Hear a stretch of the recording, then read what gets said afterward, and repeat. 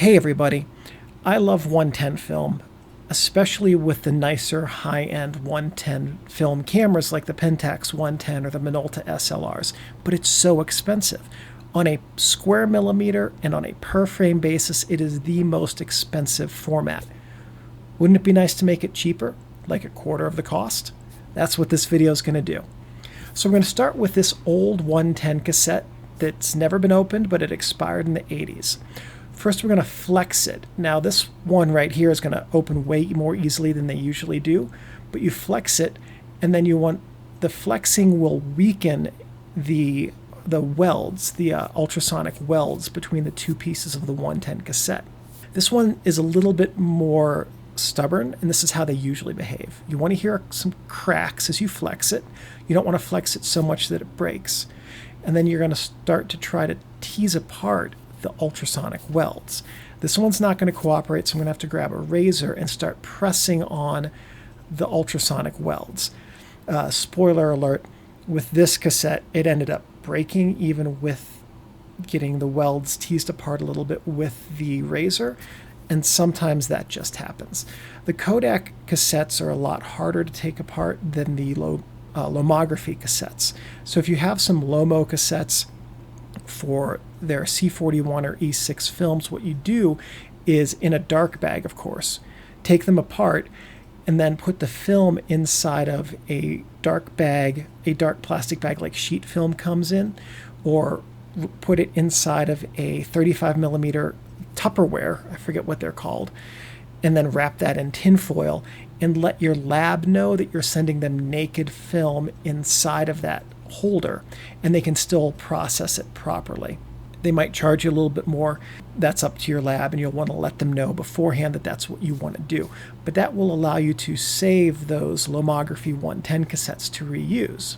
Anytime you're using a razor on these, just make sure that it's a new razor that's sharp, that you use gentle, even pressure, and that you mind where your fingers are so you don't cut yourself. You don't want that razor to slip and cut your finger significantly, which it can do. Once you get the weld started, which is your goal with the twisting and with the razor, you don't want to really cut the whole weld with the razor, you just want to get a crack started.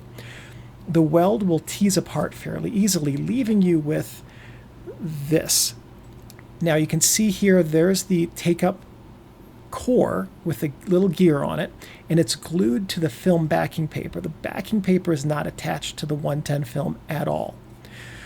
And the hardest part about respooling these would be using cut film or 16 millimeter film with the backing paper. The method I'm going to show you gives you more frames per 110 cassette without needing to reuse the backing paper. It's just kind of a pain, and this is going to simplify and streamline your reloading. So what you want to do is just I'm taking out the film because I'm going to need it to show it to you in a minute, but just tear off the backing paper and throw it away. You don't need it anymore. Now you can see the core goes right back in the base, and now here we have the back of the 110 cassette. We're going to make this light proof. I'm doing this backwards because I goofed in the video, but realistically the second step that I'm going to show you is easier to do if you do it first.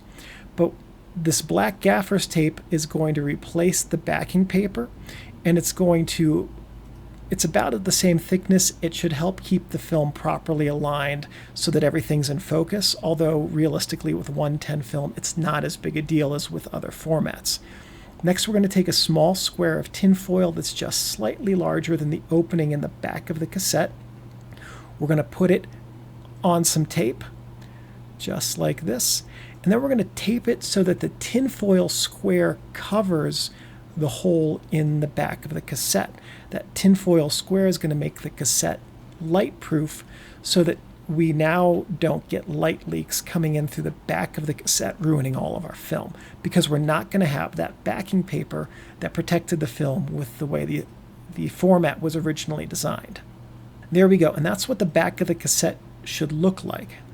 Now you can't read the text on the back of the cassette, but honestly, big deal. If you're going to re-spool it, you're probably going to want to use film you can't get in 110 and cut it down to size. So just use some masking tape and write your own film information on it. So here's some 110 film, and this is 29 3/4 inches long, and it has some perforations in it. If your camera needs those perf holes, this won't work, by the way.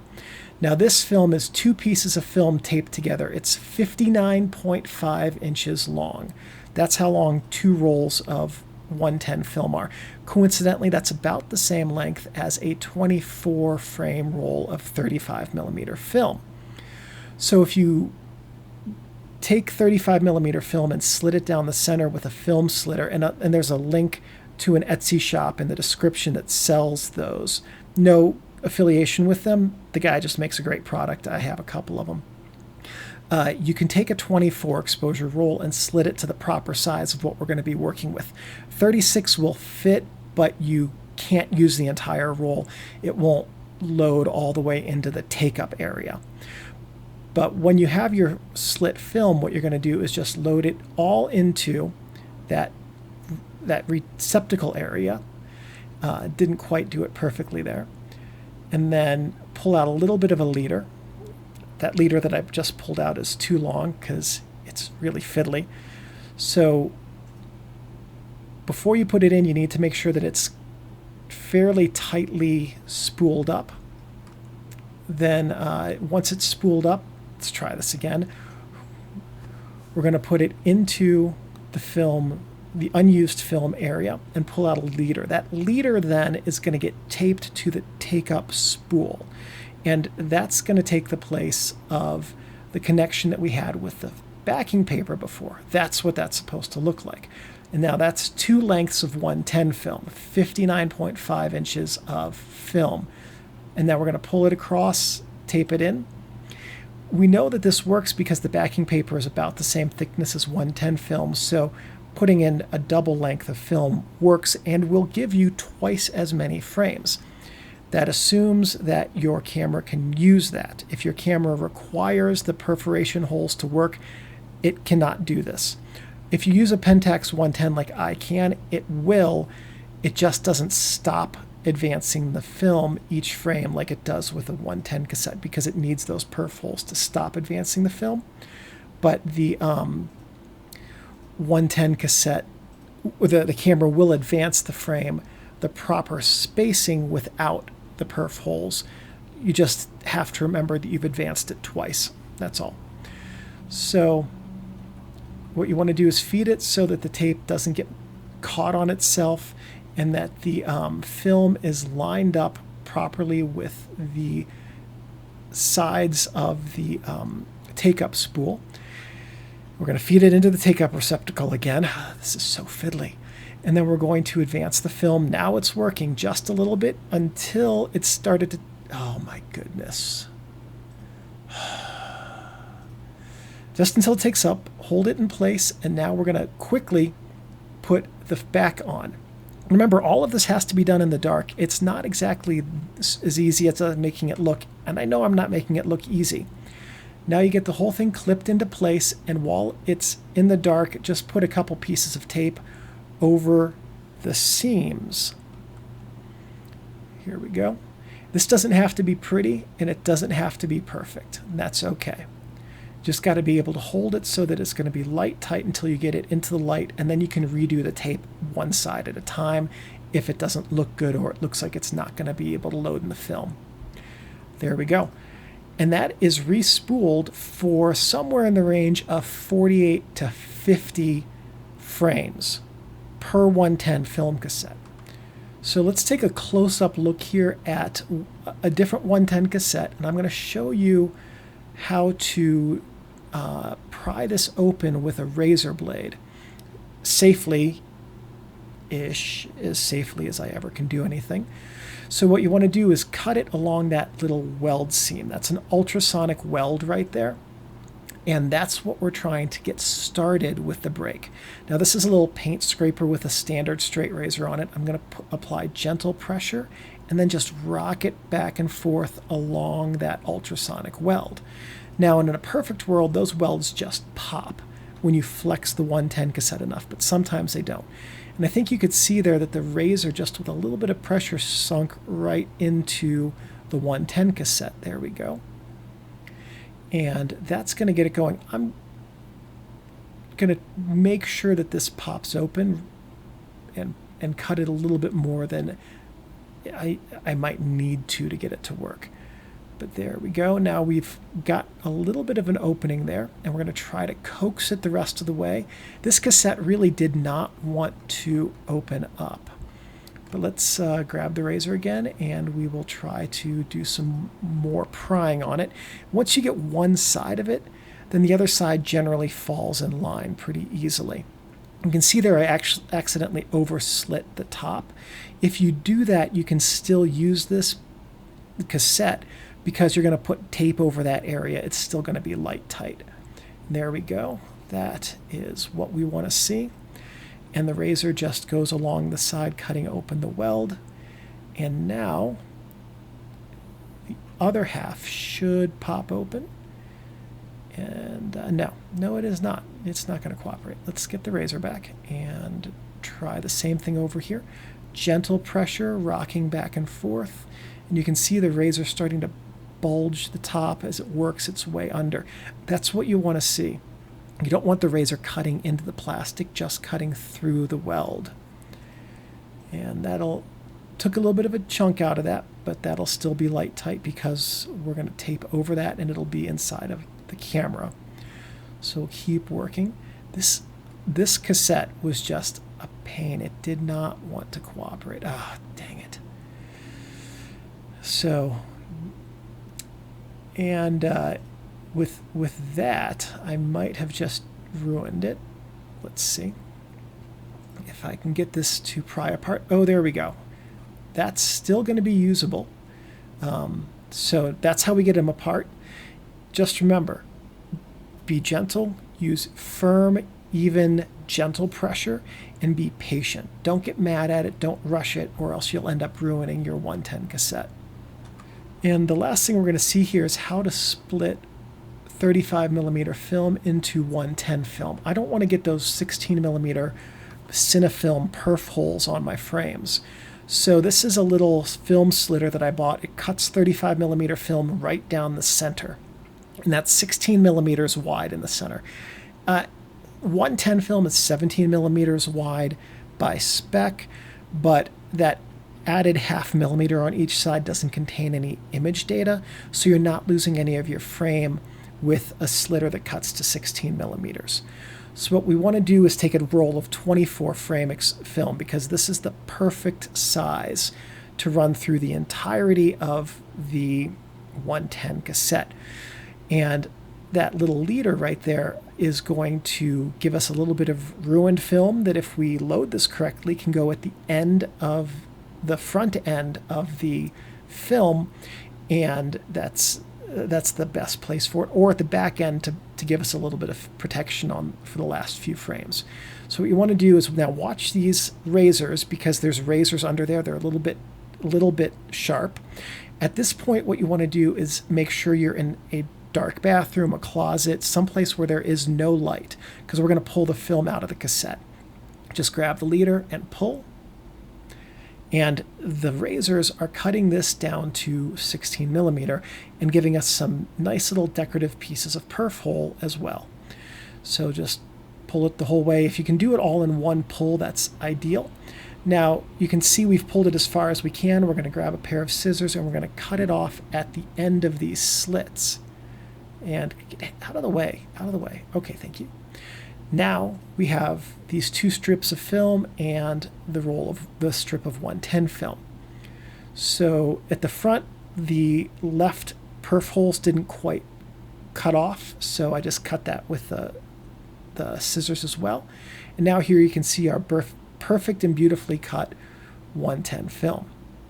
There's the sprocket holes trim, as you can see. Nothing you can really do with that.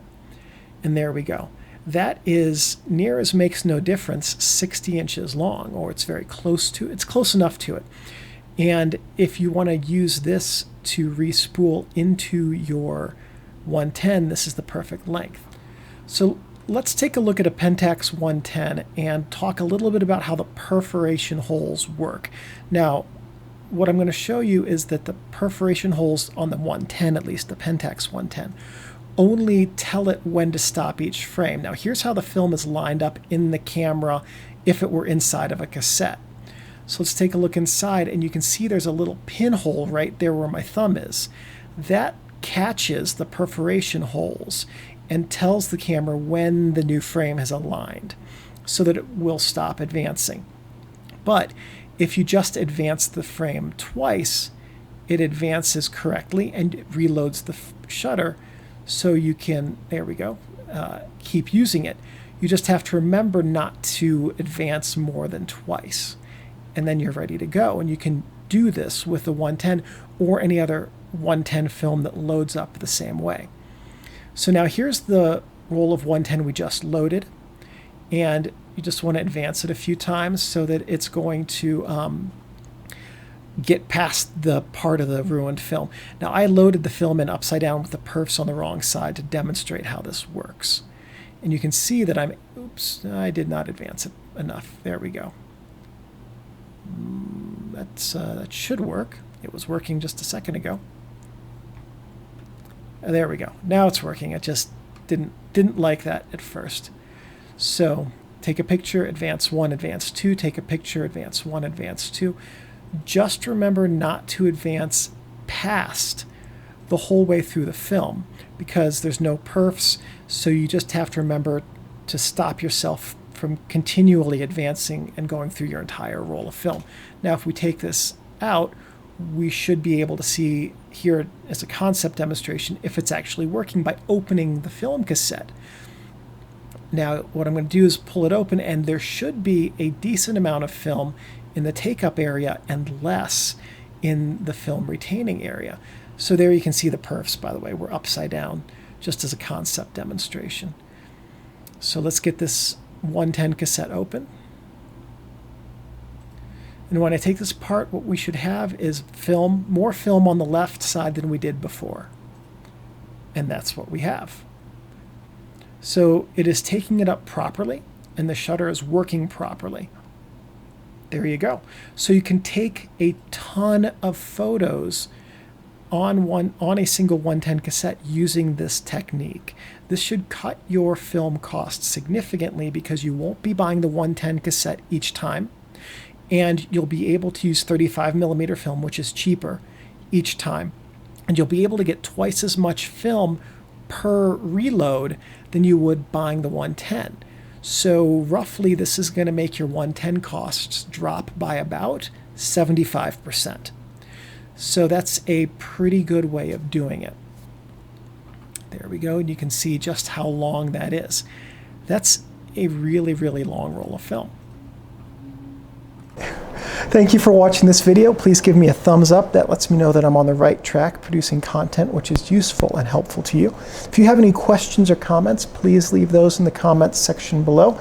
I'm pretty good about checking these every couple of days and answering questions. If you have any suggestions or ideas for future videos, and if I have the technical know-how and equipment, I'm more than happy to make those. One last thing, thank you everyone for watching, and I'll see you in the next video. I gotta get up, Steinbeck. I have to turn off the camera.